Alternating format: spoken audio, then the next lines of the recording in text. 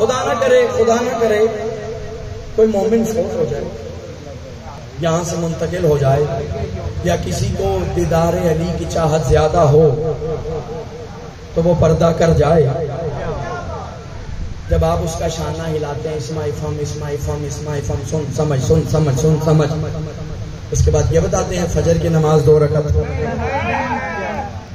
ظہر کی 4، عصر کی 4، مغرب کی 3، زکوٰۃ کا نصاب یہ، حج یہ، عمرہ یہ۔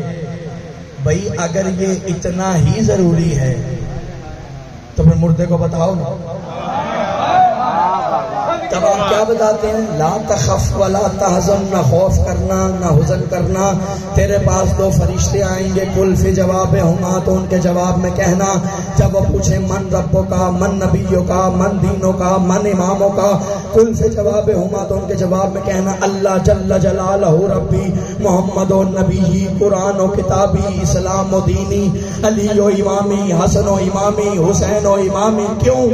اس لیے کہ جو کچھ دین میں ہے اس کا سوال بعد میں ہوگا، حاکم یوم دین کا سوال پہلے ہوگا۔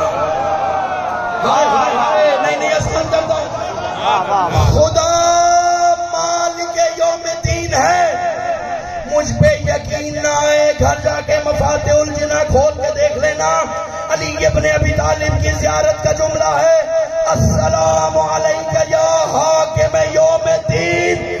وہ مالک یوم دین ہے، یہ حاکم یوم دین ہے۔